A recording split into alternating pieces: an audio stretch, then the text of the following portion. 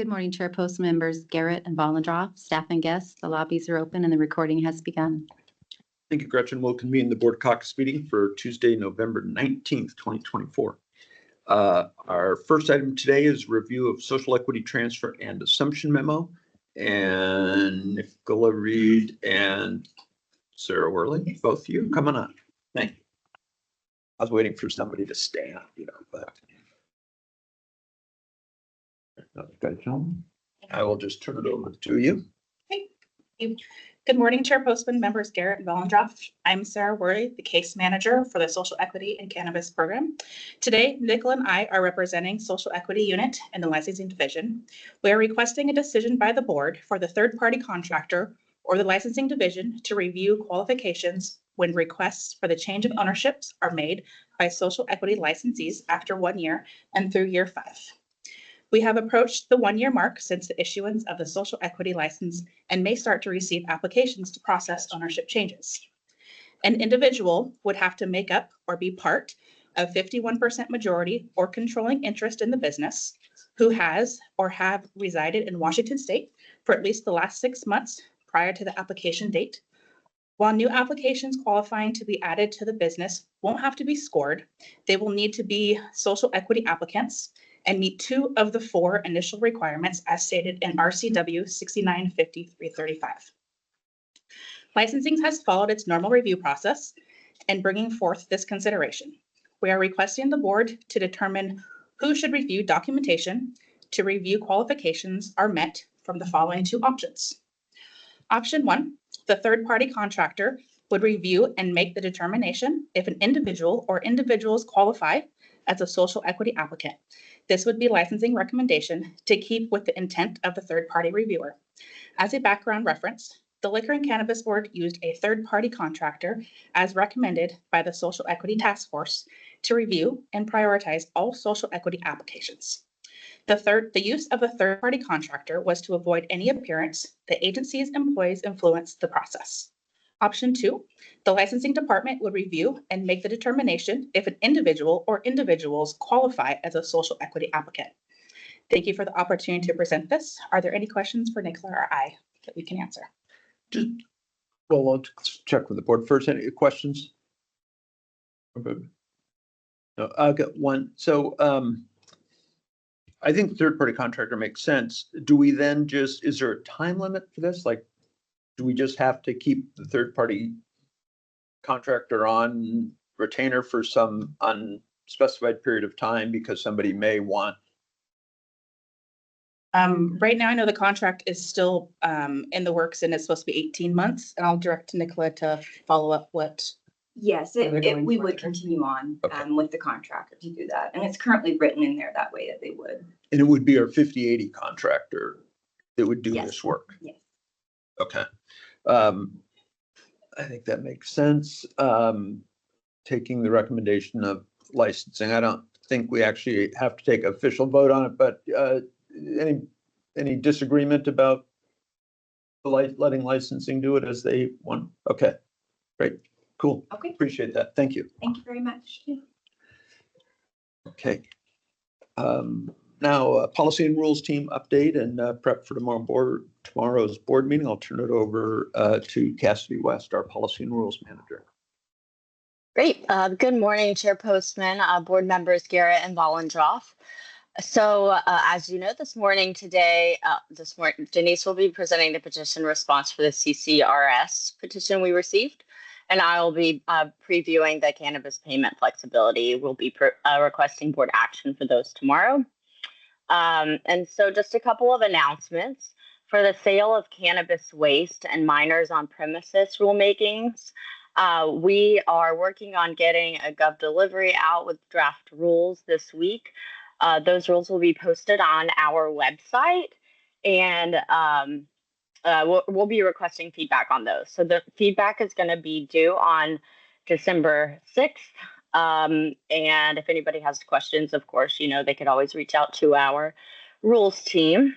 Any questions about that coming up, requesting the Feedback. Okay, great. So following that, depending on what that feedback looks like, we'll be moving forward with the 102s, and then of course the hearing. And then moving forward, we will have the public hearings on 12/4 for the supplemental 102 for the social equity rules, as well as the emergency liquor permit rules. We have received 2 comments for the social equity rules and have not received any comments on the emergency liquor permit. So we'll see how the hearing goes. And then if all goes well and we don't need to make any substantive changes, then we plan on moving forward with that 103 on the 18th. Any questions on that? You got the 2 comments on social equity. Can you characterize those at all or summarize what the concerns were? Sure. I'll just say that they are regarding the license mobility piece, but I'm happy to provide a more detailed summary tomorrow. Okay, great. Great. Okay. And then also coming up in December, we have 2 petitions. Denise will be presenting a petition on adjusting seasonal hours of operation for certain alcohol licensees. And then Daniel will be presenting a petition response regarding captive insurance for cannabis businesses. Also in December, we tentatively plan on holding stakeholder engagement to get feedback on a draft of House Bill 2151 rules regarding the transfer of lab accreditation to WSDA. We're currently working on wrapping up a draft of those to get to WSDA so we can make sure that they are good with the rule draft, and then we'll be disseminating those publicly and holding that engagement. So also we will be potentially moving forward, like I just said, with the 102s for minors and waste rules, and then tentatively plan on filing those 103s for the social equity and emergency permit rules on the 18th. Again, like I said, assuming there are no comments. And then just some additional rulemaking timelines. So for the ESOP rule, we plan on holding the stakeholder engagement for that early 2025. And same thing for the ID reform rulemaking. And then we also plan on initiating the alcohol product placement rulemaking in January. Any questions? No, thanks. Okay, great. Thank you. Great. Are we doing cannabis payment flexibility now, or is that what are we going to get more on briefing for those 2 things for tomorrow? Yes, we are. So Go ahead. I apologize. My dog is, can you give me 1 second? My dog is whiny. Why don't we move to Denise can do the petition on the CCRS first. How about that? Oh, thank you so much. My dog appreciates that. Yeah. Thanks, Denise. Morning. Okay, I will take over here. Good morning, Chair Postman and board members, Garrett and Volendroff. This morning, I am going to preview a petition response I will be presenting for action during tomorrow's board meeting. On October 2nd, 2024, Peter Peterson submitted a petition asking the agency to replace the current CCRS system with a system that works better. LCB uses the Cannabis Central Reporting System, referred to as CCRS, for collecting cannabis traceability information. The LCB has used CCRS since 2021. Because the LCB is currently evaluating long-term traceability and reporting solutions to replace CCRS under the agency's traceability project, and because rulemaking is not required for LCB to replace CCRS, the Director's Office will be recommending denying the petition for rulemaking.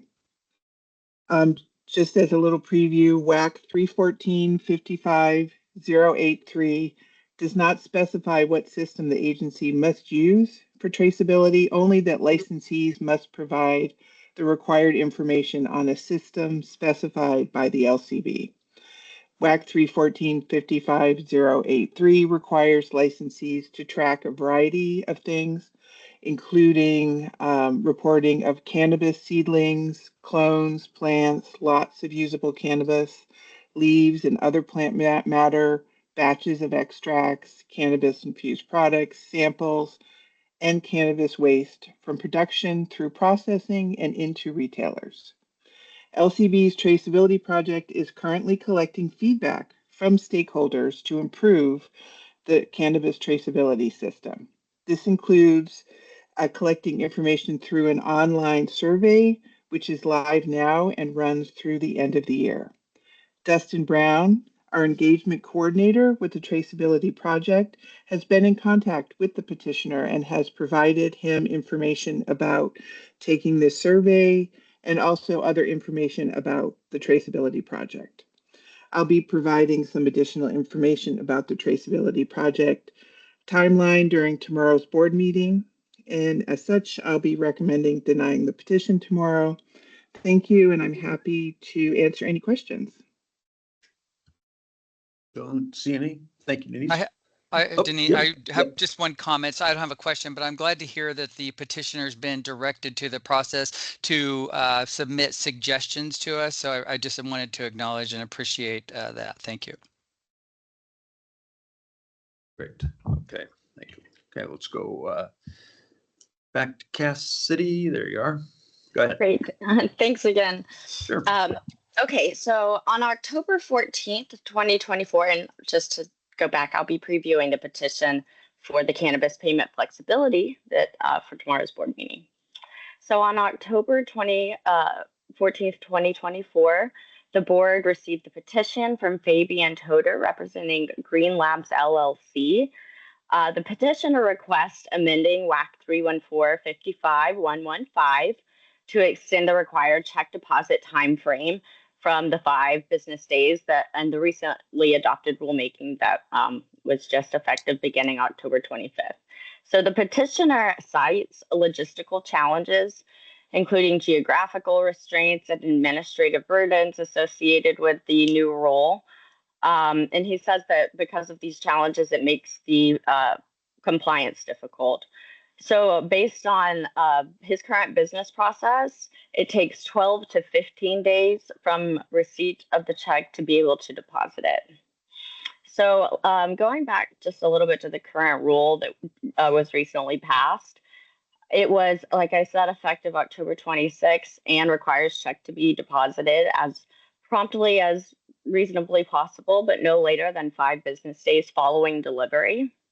The intent of the rule was to prevent unlawful extensions of credit while also providing additional flexibility for licensees. And so this rule was initiated based on an accepted petition back in 2023, requesting to amend the rule that at that time required checks be provided same day, and to extend that delivery window to have the deposit be done 3 days after delivery. So this rule does go to 5 days. And just to reiterate that, Daniel did do a great job on the rulemaking project, so just as a reminder. And so the rule was developed through a transparent rulemaking process. On May, the CR 101 was filed, and then we had a public survey from June 3rd through July 8th, 2024. And during that time, we received no significant concerns about that deposit timeframe.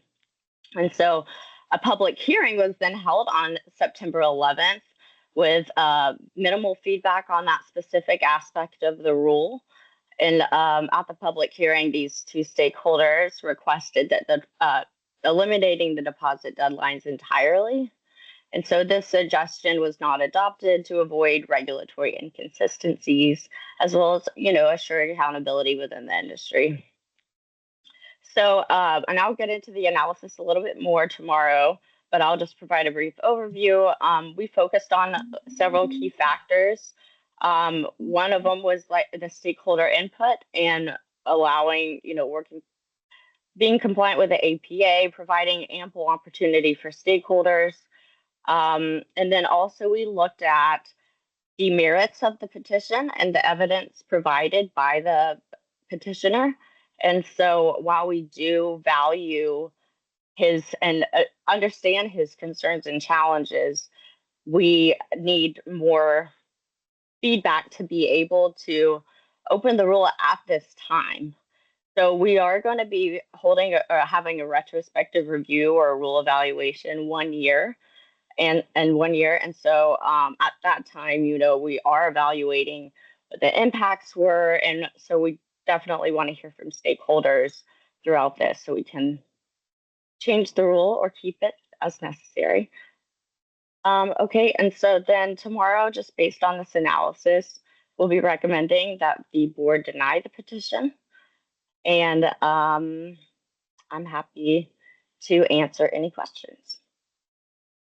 This is highlight. So we went from 2 business days to 5 business days, correct?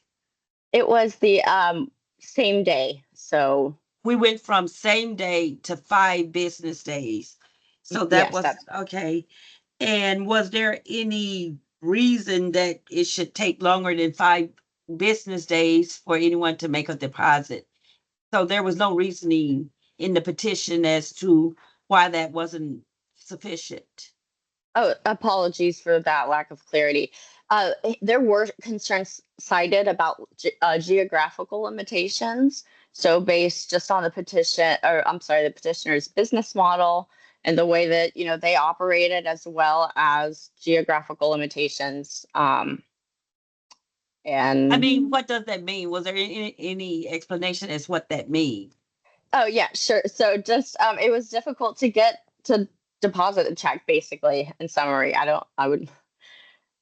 Yeah. Okay, but we went through all of the procedures and the hearings, and we didn't hear from anyone else that this, okay. Yes, that's correct. Yeah. Jim? Cassidy, during the or in the petition, did the petitioner give any legitimate reason for not participating in the previous? Was there any reason why they weren't able to participate in the more recent process at all? Sure. So they were unable to make it to the hearing. They noted in some of the email correspondences that we had. However, we did hold that survey, which was online through that, and it was open for about a month. So. Okay, thank you. Yeah, thank you. Great. Okay, thank you. Appreciate it. See you tomorrow. Thanks. Okay, that takes us to board member and executive assistant reports. The one thing I thought we should chat about quickly is we need to line up acting chairs. And 2 things, just one, obviously for the meetings themselves, but we also need to have somebody designated who can approve staff leave and things of that sort. And it sounds like from the feedback I got from HR about that, it's best to be one of you 2 board members who does that. So we don't have to decide now, but I would just say, you all got to figure that out and make sure that, somebody has that signature authority and make that covered. And then to work with Gretchen on the meetings themselves in terms of whoever's going to chair those after tomorrow. But yeah, I hadn't thought about, Gretchen brought that to my attention there probably won't be a lot, but we have, leave, regular, sometimes purchase, things like that. There's just a few little things that somebody has to have authority for. And apparently it's only you guys who can have it. So. Okay, and it is in the case like this, do we give our feedback to Gretchen since Jim and I can't? I think we might delegate this to our director and Okay, so to Will, right, with you okay. all about it, and he can also talk with Gretchen about it and what our needs are, and just make sure that HR needs to know who it is and exactly how done. So why don't we? Will's not objecting, so we'll. Okay, so we'll communicate with Will. Yeah, Okay, that'd be great. Yeah, and then, I don't think it takes any kind of formal action or vote, but of course, if it did, you'd have to come back and do it in an open session. But I think this is a ministerial process, and we just need to figure out who has that signature authority. So you all can do that. So, okay. Anything else from anybody today? No. Okay, well, we'll be back tomorrow for a board meeting at 10. Thanks, everybody. We're adjourned. Thank you.